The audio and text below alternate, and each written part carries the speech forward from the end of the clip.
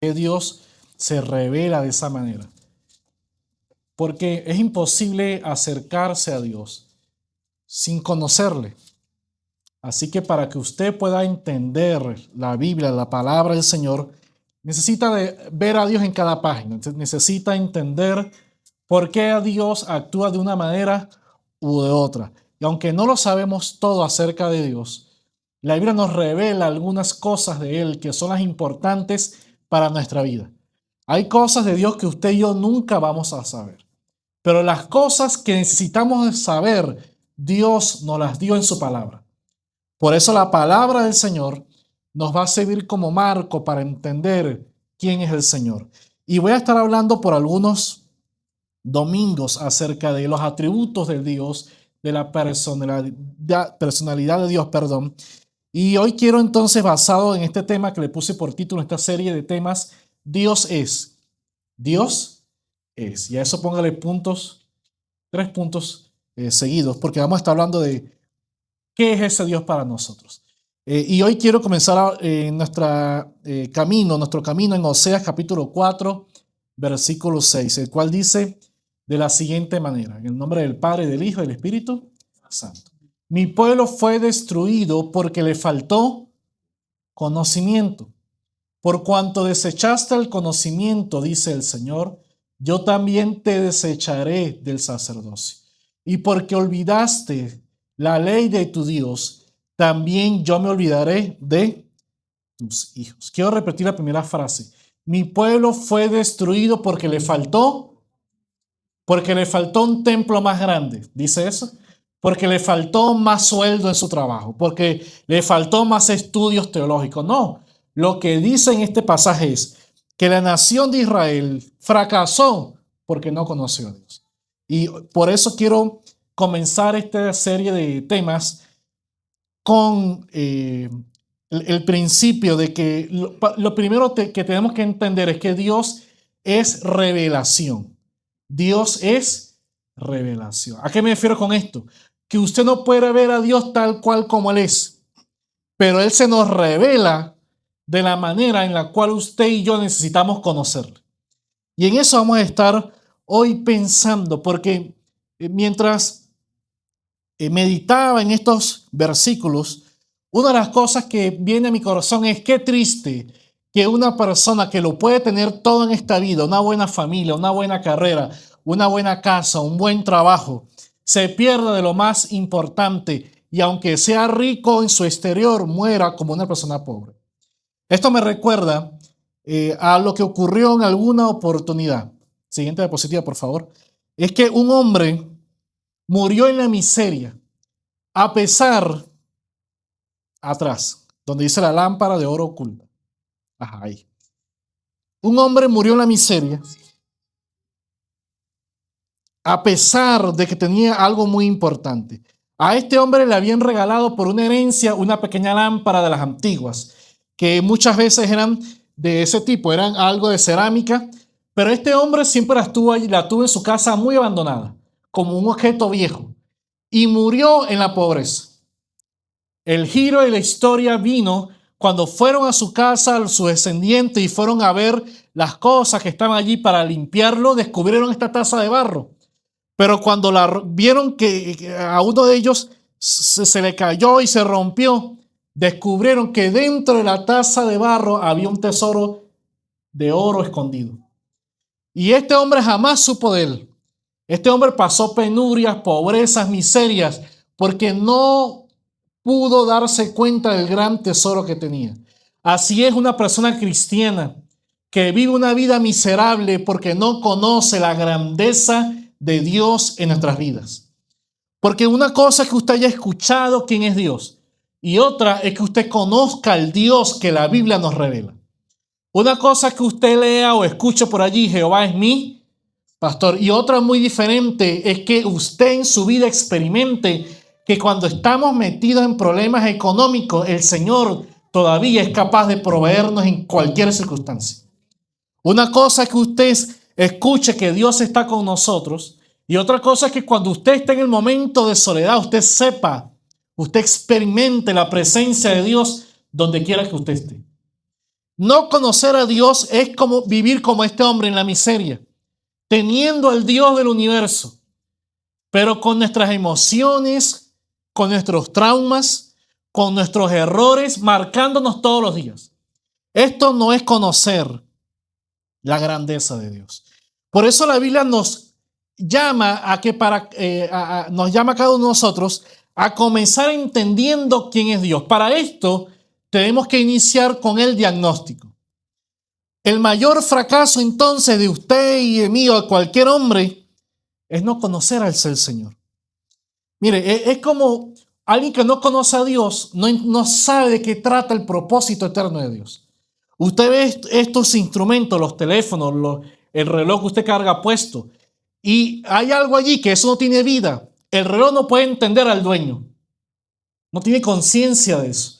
El teléfono no tiene conciencia. Las inteligencias artificiales son inteligencias artificiales. Y ellos están luchando, metiendo en la bolsa de la economía. Hoy en día se estima que van a ser 5 trillones de dólares. Eso es un número 5 más 9, creo, 12 ceros. O sea, es un número impresionante. Una liquidez de dinero que no lo tiene ningún país en este planeta. ¿Por qué? Porque ellos creen que ellos con su creación van a lograr que la inteligencia artificial en algún momento cree conciencia de sí mismo. Lo que yo creo es que no lo van a lograr. ¿Por qué? Porque el que crea el alma, el que crea la conciencia que usted y yo tenemos y que los ateos habían negado y que ahora la quieren crear, una cosa increíble. El que tiene el control de eso es el Señor. Por eso, aunque usted hable con ChatGPT, con alguna de las inteligencias, ellas simulan que lo entienden, pero ellas no entienden. Ellas lo que hacen es calcular matemáticamente, adelantándose palabra a palabra lo que usted está intentando decirlo y lo compara con la base de datos. Pero eso no es entender, como nosotros, usted y yo lo hacemos. Así, qué triste es un hombre que en toda su vida no conoce al Señor, no puede entender al Señor. Oseas 4:6, el versículo que leímos al inicio, nos revela que la destrucción de usted y de mí puede estar no en los éxitos materiales que usted y yo tenemos o no, o en la ausencia de ellos, sino que está en el parámetro de conocer o no conocer a Dios. En otras palabras, el Señor va a medir su fracaso o mi fracaso en la medida que usted y yo conocemos o no conocemos al Señor. En la medida que usted tiene una relación con el Señor. Jesús dijo que en aquel día, cuando vengan todas las personas ante un juicio ante Dios, a algunos el Señor le va a decir, apartados de mí, hacedores de... ¿Por qué? Porque nunca os conocí. Aunque ustedes iban a una iglesia, aunque ustedes hacían milagros, no me refiero a ustedes, me refiero a aquellos. Aunque ustedes hacían milagros, aunque ustedes profetizaban, ustedes no me conocieron a mí.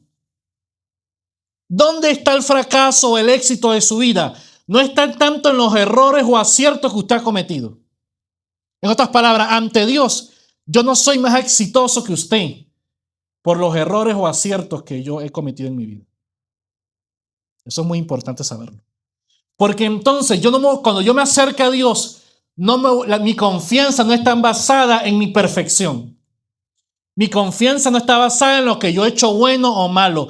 Mi confianza está basada en que a pesar de mis cosas malas y algunas buenas, yo sé quién es Dios y lo que Dios ha hecho por mí. Allí no está el éxito de nuestra vida. Por eso el Señor le dice a ese pueblo, el pueblo aquel fue destruido por cuanto le faltó conocimiento. Y esto es lo importante. La gente no conoce al Señor no porque Dios le prive de conocerle. No es porque Dios sea tan misterioso que la gente no se puede acercar a Él. No, la gente no logra conocer a Dios porque ellos mismos deciden alejarse del conocimiento del Señor. En algunos versículos que no están en la diapositiva, pero que los tengo aquí en el bosquejo, nos hablan de cómo el Señor está buscando que la gente le conozca. Pero la gente no quiere hacerlo. Dice Proverbios capítulo 8, versículo 1 y 3, no clama la sabiduría y da su voz a la inteligencia. En las alturas junto al camino, a las encrucijadas de las veredas se para. en el lugar de las puertas, a la entrada de la ciudad, a la entrada de las puertas, da voces, pero nadie escucha su voz. Es decir, en otras palabras, el Espíritu de Dios está rondando cada casa de esta ciudad, cada hogar, cada persona, cada mente, y así sobre cada persona en la tierra. El Espíritu de Dios se mueve sobre toda la creación. Esto lo hace desde Génesis 1 y no ha parado de hacerlo. Porque Jesús dijo que el Espíritu de Dios es el que va a tener el trabajo de trabajar en las mentes, los corazones y convencerlos. ¿De qué? Del pecado, de justicia y de juicio. Es decir, que necesitan venir al Señor. Cada persona en esta tierra, los que usted conoce, que no conocen a Dios, no es que Dios no se les haya querido revelar, es que Dios tiene tiempo trabajando en sus corazones y hasta hoy algunos se han resistido. Pero el Señor está trabajando. ¿Cómo lo hace Dios? A través de un mensaje, a través de una llamada, a través de alguien que le habla al Señor, a través de un tratado en la calle, a través de su experiencia, a través de una canción. ¿Quién no ha escuchado una canción cristiana de lo que usted y yo conocemos? Todos. Y nos dicen, la música cristiana es bonita. A mí me gusta la música. Lo que no me gusta mucho son las prédicas. Lo que no me gusta mucho es, bueno, porque la Biblia tal. Claro, porque Dios está hablándome y yo me estoy resistiendo. Proverbios capítulo 2, versículos 4 y 5 dice, si como la plata la buscareis, la buscareis a la sabiduría, y la escudriñares como a tesoros, entonces vas a entender el temor de Jehová y hallarás el conocimiento de Dios. En otras palabras, si yo le pongo el mismo empeño que le pongo a mi trabajo a conocer a Dios, Él me asegura que le voy a conocer. Entonces yo tengo que preguntarme, ¿será que yo he puesto el mismo esfuerzo en conocer a Dios al mismo nivel que lo he hecho en buscar, que no está mal, el alimento, el sustento, el sueldo, el salario? ¿Cuál es la medida de Dios?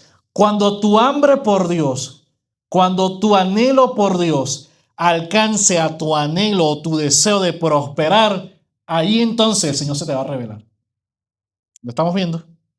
Mientras tanto no voy a poder conocer a Dios, porque el Señor nos dejó claro que por encima de todas las cosas, usted y yo debemos de amar ¿a quién? Al Señor.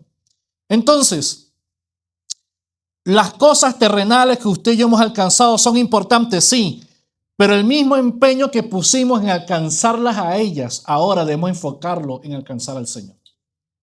Yo estudié y yo fui a la universidad. Y es muy interesante cuando usted lee los libros de historia y algunas personas, quizás los que tengan mi temperamento, mi inclinación, de seguro algunos que estamos acá más que yo, pueden sentir el deseo, la felicidad que están estudiando. Yo recuerdo que yo tenía 8 o 9 años de edad, estaba apenas aprendiendo a leer. Y yo me iba a la biblioteca municipal, no había internet, no había Wikipedia. Estoy hablando antes de eso, antes de que existiera Google, internet, todo eso. Los que somos del 90 hacia atrás, sabemos lo que es eso. Usted nació antes, usted todavía es un bebé. Los que somos del Antiguo Testamento sabemos que no existía teléfono, no existía internet, computadora. Por allí habían creado algo que se llamaba Windows 94. Allí fue que más o menos llegó la modernidad, 95 por allí.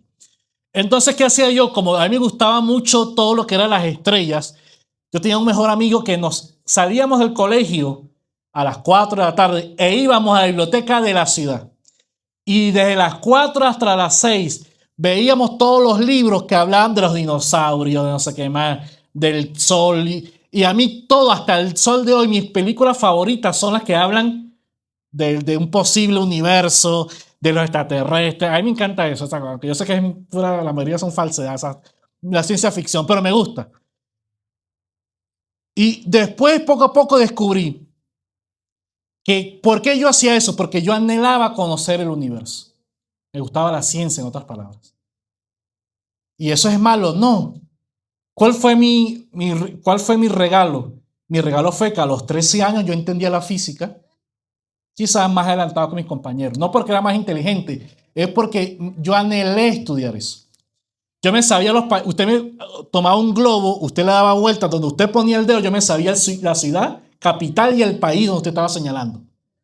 a esa edad, 12, 13 años de edad. Y hacía competencias por allí de geografía y cosas de eso. ¿Por qué lo hacía? Porque me gustaba, eso era todo.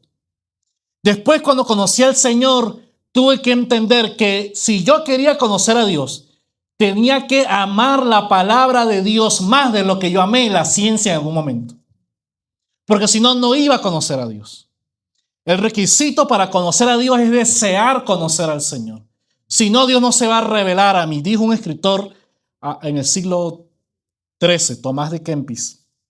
Él dijo, Señor, enséñame a conocerte, pero que yo te conozca deseándote, porque solamente tú te revelas a los que te desean conocerte. Es un trabalengua, yo lo sé, ¿no? Pero lo que está diciendo es, la única manera de conocer a Dios es que todo mi corazón esté volcado a conocerle, a amarle, a saber cómo es Dios todos los días de mi vida. Eso va a ser el éxito de mi vida. Va a ser el éxito de nuestras vidas. Y entonces viene la segunda pregunta. ¿Cómo entonces yo conozco a Dios? Como es tan complejo conocer al Señor, es imposible que un pequeño animal entienda la realidad que usted comprende. Si usted ve una hormiguita, usted ve que ella camina, ella tiene familia, ella tiene amigos, ella tiene su entorno. Son miles de hormiguitas. Y usted la ve pero ella no entiende por qué sale el sol. Usted no ha visto una hormiga que la pone en un salón de clases minúsculo, a todo creado a su tamaño, y usted no ve a gente tratando de explicarle, mira hormiga, no seas tonta, esto pasa por esto y esto pasa por aquello, ¿por qué tú eres esclava de esa hormiga reina? No, usted tiene que liberarse. Ellos no entienden esas ideas complejas. Usted y yo sí las entendemos. De la misma manera, en una distancia mayor está la realidad de quién es Dios y lo que usted y yo podemos comprender. Es imposible. Es como si usted intentara mirar al sol con sus ojos. Usted no puede ver, usted tiene que ponerse unos lentes de sol para ver un poco el círculo. Y aún así está muy lejos. Usted después tiene que usar microscopios. Por eso es tan difícil ver el sol que cuando ocurre un fenómeno natural, los llamados los eclipses solares, el lugar por donde pasa la sombra es muy importante y los científicos y las personas se detienen. ¿Por qué? Porque es el mejor lugar para ver algo del sol. De la misma manera, usted para ver a Dios necesita unos lentes. Y la Biblia nos habla de quién es ese lente o ese filtro. Y esto nos lo revela en Juan capítulo 14, 9. Juan 14, 9. ¿Cómo usted y yo conocemos al Señor? Jesús, hablando con sus discípulos en las últimas horas, les dice a ellos acerca del Padre. Muéstranos al Padre, le dijo uno de ellos. Y ya, Señor, queremos conocer a Dios. Y Jesús entonces le habla en este momento con la autoridad de ser el Hijo de Dios, de ser Dios mismo. Y le dice, ¿tanto tiempo hace que estoy con vosotros y no me has conocido, Felipe? Una cosa es estar cerca de Dios y otra cosa es conocer a Dios. Yo tengo el reto no solamente estar cerca de Dios, sino de conocer a ese Dios. Por eso el Señor revela, el que me ha visto a mí, ha visto al Padre. Si usted y yo queremos conocer quién es Dios, cómo es Dios, la mejor manera de hacerlo es acercándonos a Jesús, yendo donde está Jesús. Un científico no puede entender quién es Dios. El error de la ciencia moderna, el error de los filósofos modernos está en que a través de fórmulas matemáticas, que es lo que ellos hacen, porque la manera por la cual los físicos entienden el universo es a través de fórmulas matemáticas. Esa es la ciencia moderna. La manera que ellos tienden a hacerlo, quieren usar ese mismo método para conocer a Dios. Es una tontería, porque si un Dios inmaterial creó el mundo material, entonces ese ser sobrenatural no está revelado en la matemática ni en la física. Dice algunas cosas, pero no lo pueden tocar en la matemática. Aunque la matemática tiene un orden y principios que nos apuntan a que todo lo que existe fue diseñado. Por eso, La corriente de los últimos 40 años de científicos y filósofos han tenido que llegar a la conclusión de que aunque ellos no crean en el Dios de la Biblia, quizá existe algo, pero ellos no pueden decir que sí o que no. Muchos dicen que no creen. ¿Por qué? Porque se están basando en sus fórmulas matemáticas. Pero lo que la Biblia nos revela es que Dios decidió no revelarse de esa manera. Porque si Dios hubiese decidido mostrarse al mundo a través de fórmulas matemáticas, ¿quién de los que está acá pudiese entender? O sea, ¿cómo serían los mensajes? Hermano, hoy vamos a ver la parábola de la hipotenusa basada en un triángulo que estableció Pitágoras en el siglo IV a.C. Esos serían los mensajes más o menos.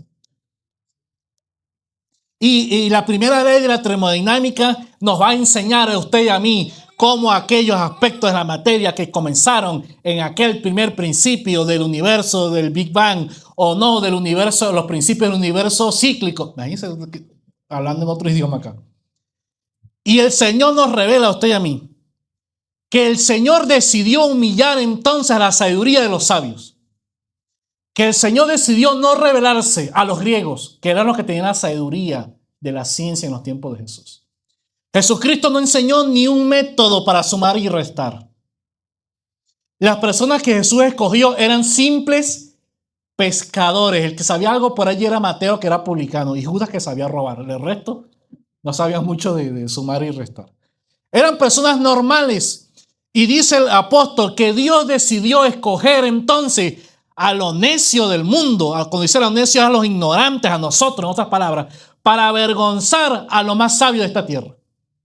Y porque si no, ¿quién pudiese ser salvo, hermano? El Señor entonces se esconde de la sabiduría humana, como lo hace hoy en día. Por eso es que usted ve la comunidad científica que aborrece a Dios. Pero no lo aborrece porque ellos puedan demostrar que no hay Dios. Lo aborrecen porque el Dios de la Biblia está en contra de la vida inmoral que ellos llevan. Por eso es que lo aborrecen. ¿Qué dicen ellos ahora entonces? Una corriente bastante fuerte entre los científicos hoy en día. Yo soy agnóstico. ¿Sabe qué es agnóstico? Yo creo en algo, pero en nada. Yo creo en un Dios a mi medida.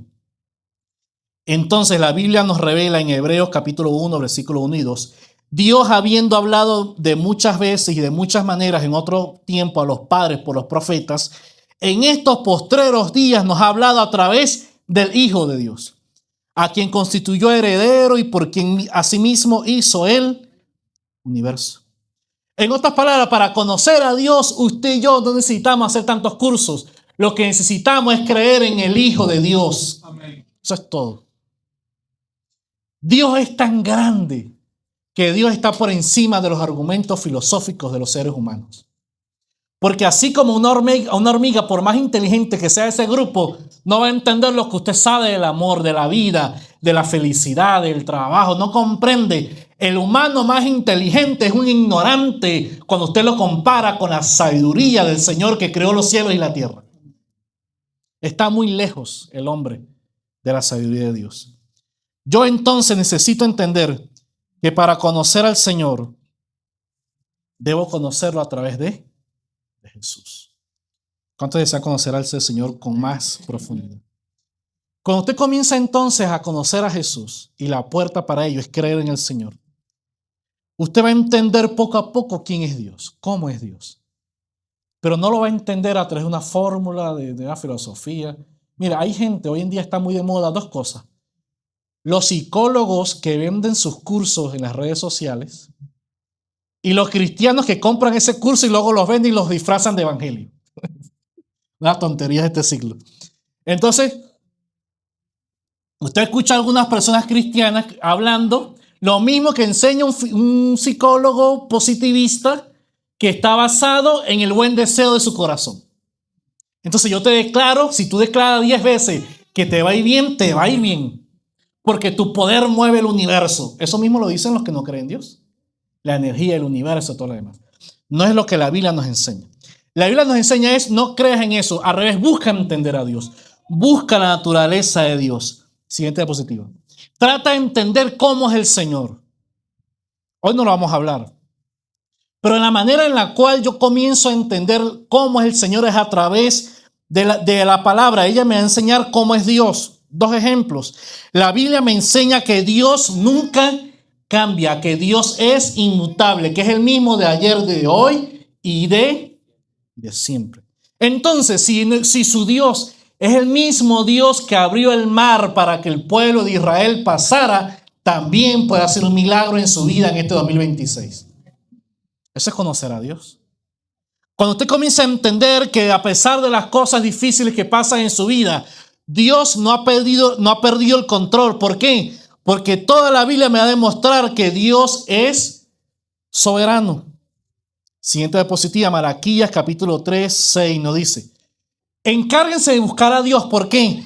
Porque yo, Jehová, no cambio, dice el Señor. Porque yo, Jehová, no cambio.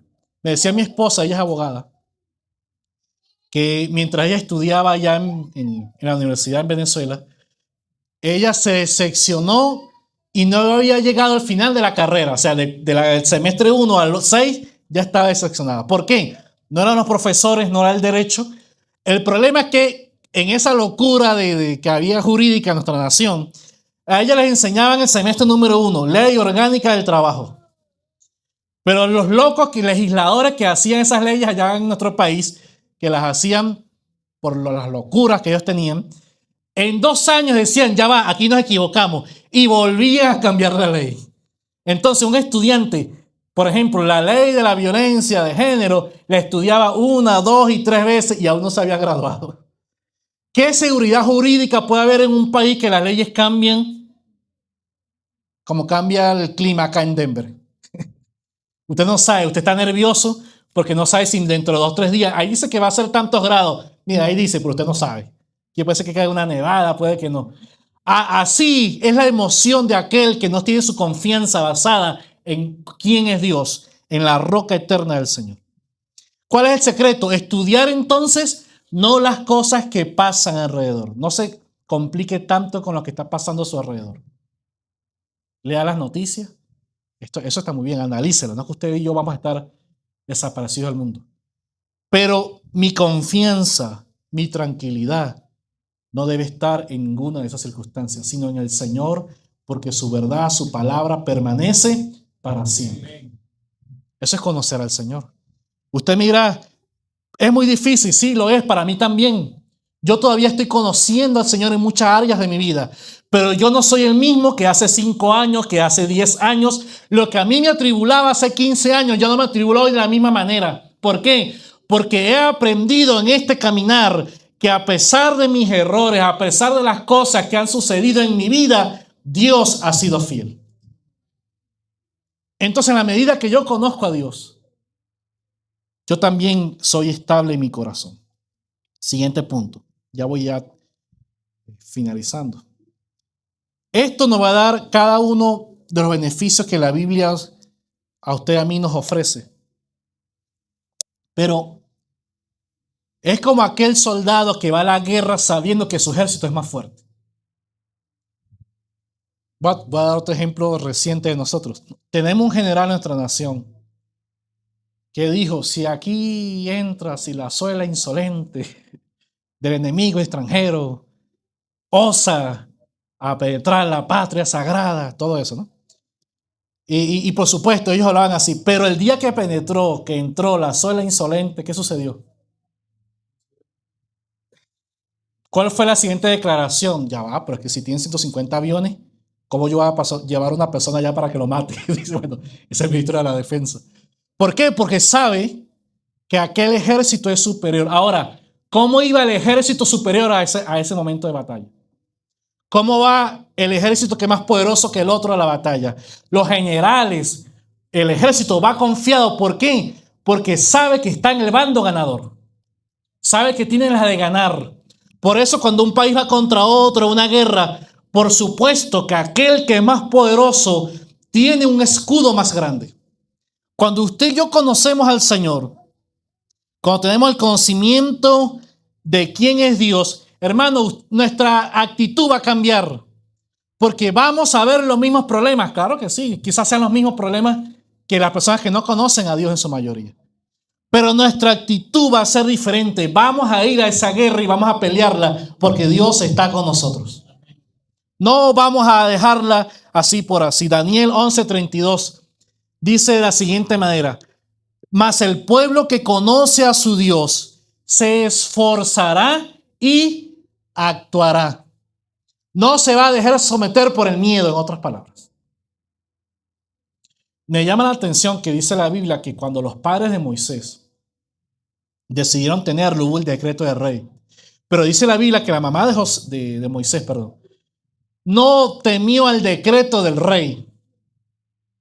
Es decir, cuando las circunstancias vienen sobre su vida y vienen a amedrentar, usted se levanta con esfuerzo, usted se levanta con fe y usted sabe que Dios va a pelear sus batallas y que el Señor nos va a ayudar en cada circunstancia por la cual estamos pasando.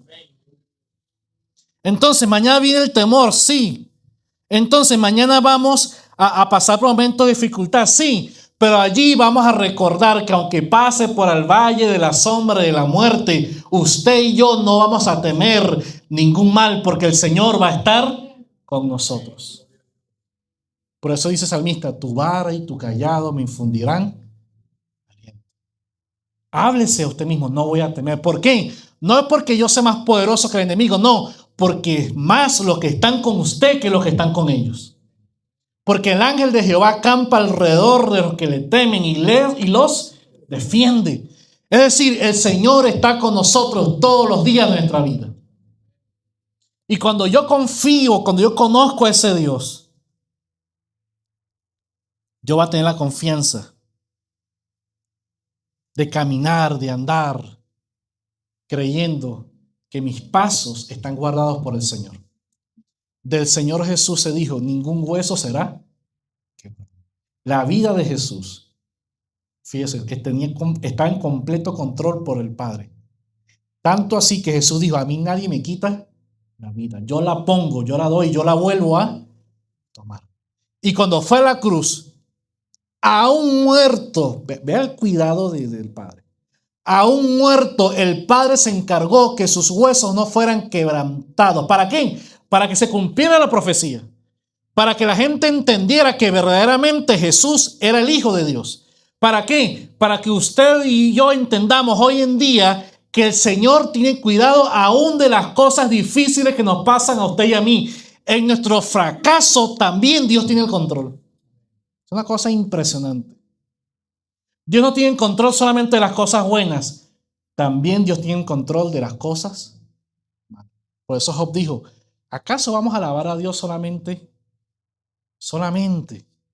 cuando tenemos la bendición de Dios? ¿No vamos a recibir lo bueno y lo malo? ¿Qué está diciendo? No entiendo lo que pasa en mi vida. No sé lo que está ocurriendo en mi familia, en mi economía, en mis emociones. Pero yo sé que mi Dios tiene el control de todo lo que está pasando. Por eso, hermano, usted y yo tenemos que confiar en el Señor. ¿Por qué tener una batalla contra Dios si sabemos que la vamos a perder? Señor, ¿pero por qué? ¿Pero por qué? ¿Qué estoy diciendo allí? Lo mismo que Job. Job dijo: Señor, de oídas te había oído, mas ahora mis ojos te ven. Es decir, Señor, tú no tienes la culpa de las circunstancias difíciles que a mí me han pasado. Eso es lo que Job tenía que entender.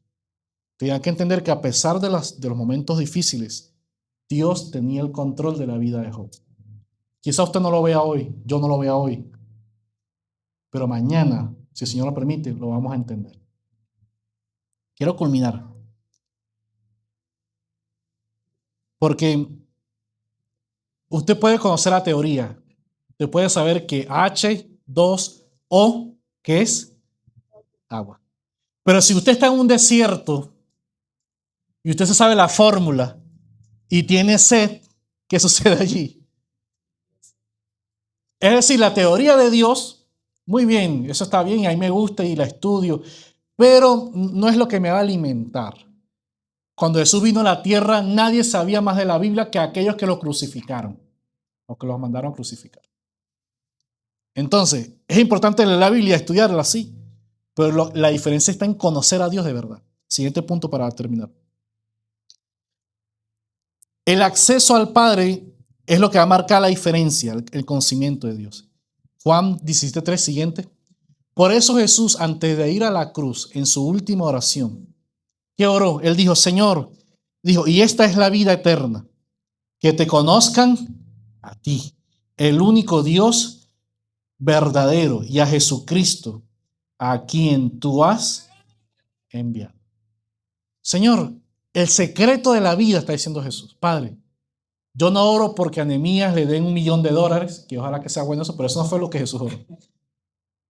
Yo no oro para que Nehemías, saliendo de acá de la iglesia, se consiga un diamante y diga gracias, Señor. Jesús dijo, Padre, yo no oro porque Nehemías sea una persona con una salud perfecta. Yo no oro porque Nehemías sea una persona con una mente privilegiada y que sea un genio, ¿no? La oración más importante de Jesús fue esta. Yo oro para que todos los que son míos te conozcan a ti, el único Dios. ¿Por qué? Porque eso es toda la vida eterna. Eso es todo.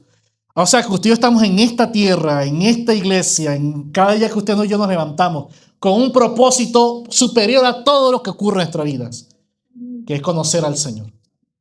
Y usted lo va a conocer a través de sus experiencias, a través de la Biblia, a través de la iglesia, a través de su familia, a través de lo que a usted le ocurre. Todo va a estar dirigido a conocer al Señor. Por eso quiero invitarle a que hoy, creo que todos los que estamos acá somos cristianos, que usted diga, Señor, he oído de ti, te conozco en cierta medida, pero estoy apenas en la orilla de ese gran océano. Yo quiero conocerte de verdad. Yo quiero conocerte en cada área de tu vida. Yo quiero conocer que tú eres mi pastor, que tú eres mi sanador, que tú eres mi ayudador, que tú eres mi amigo fiel. Yo quiero que cada área de mi vida que está secándose, que no te conoce, así como el desierto cuando no entra el agua, experimenta el poder de tu presencia. Que mis fracasos no me aten más a esa condición emocional, sino que a la vez me libere, porque yo sé que no soy perfecto, pero Dios sigue teniendo el control de mí.